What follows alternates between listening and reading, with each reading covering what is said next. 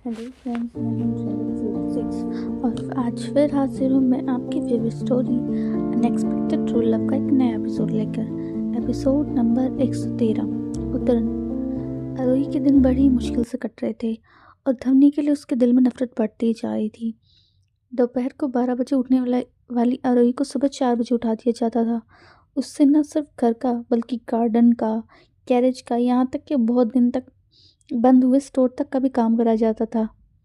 वो बस दिन में खाने के लिए रुकती थी। उसे उसे हमेशा सबके खाने के बाद ही खाना मिलता था। उसका सारा एटीट्यूड और घमंड चूर चूर हो गया था। अब उसके ट्रिम नाखून बर्तन धोने से टूट गए थे और उसकी कमर भी झुक गई थी।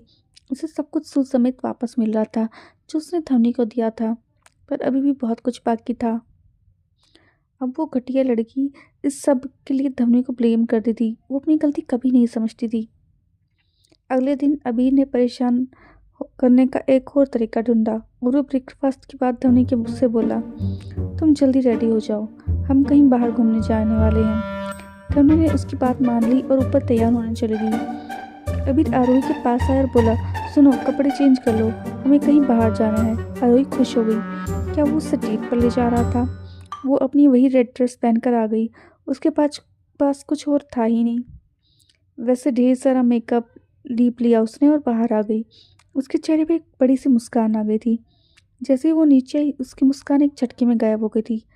आबिर के साथ धवनी और उसका बेटा अरमान भी था।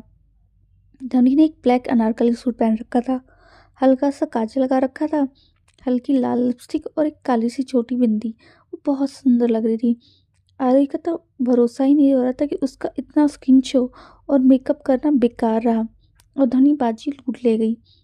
उसके साइड में ही अबीर ब्लैक शर्ट और ब्लैक डेनिम जींस पहनकर खड़ा था।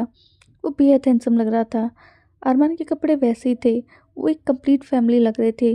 तो फिर वो क्या थी और उसे क्यों साथ ले जाया जा रहा था? उसका सवाल का जवाब भी उसे जल्दी मिल गया। जल्दी वो शहर के सबसे बड़े मॉल के सामने आ गई।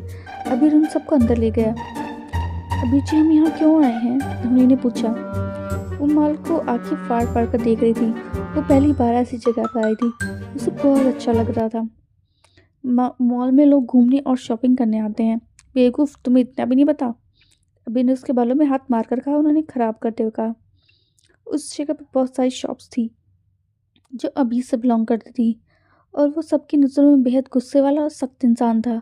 और किसी ऐसी लड़की के साथ ऐसा मजाक करना तो दूर, उसे डाइवोर्स के बाद किसी लड़की के साथ देखा तक नहीं गया था, क्योंकि वो सबसे नफरत करता था। अब खासकर लड़कियों से। जिन लड़कियों ने उसके पास आने की कोशिश की थी, उनका हाल अच्छा नहीं होता था। जब अभी धवनी को चढ़ाते हुए एक क्लॉथिंग स्टोर में ले गया तो सब लोग की आंखें फटी की फटी रह गई। उसे हैरानी से देखने लगे। धवनी ने चिढ़कर अबीर को देखा और सर मसलते हुए उसके पीछे पीछे आ गई। अबीर ने जब उन लोगों को उसे घूरते देखा तो उसने सब पर तीखी निगाह डाली।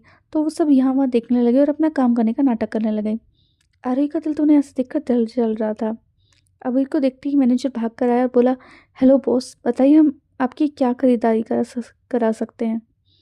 अबीर ने धवनी की तरफ इशारा करके कहा, लेटेस्ट कलेक्शन में इनके साइज के जितने भी कपड़े हैं सब ले आओ।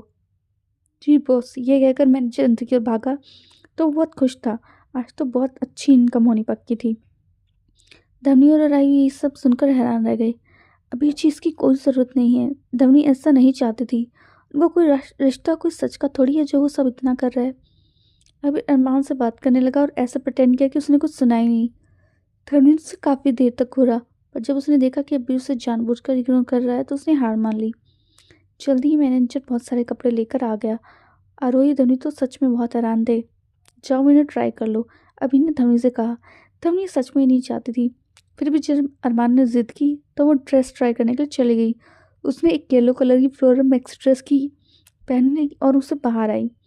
अभी जो अपने फ़ोन में कुछ देख रहा था, उसे बस देखता ही रह गया। वो एकदम किसी खिले हुए फूल के समान लग रही थी। अरमान ने खुशी से ताली बजाकर नाइस का साइन बनाया तो धवनी मुस्कुरा दी। फिर उसने काफ़ी ड्रेस की ट्राई किए। सब उस पर काफ़ी अच्छे लग रहे थे। आरोही को तो सारा खून चल गया था।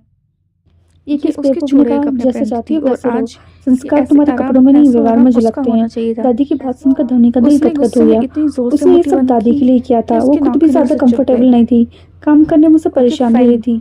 दादी ये बोलने की जाने लगी और जैसी धवनी पीछे मुड़कर जाने लगी तो उसका सारी में उलझ गया था।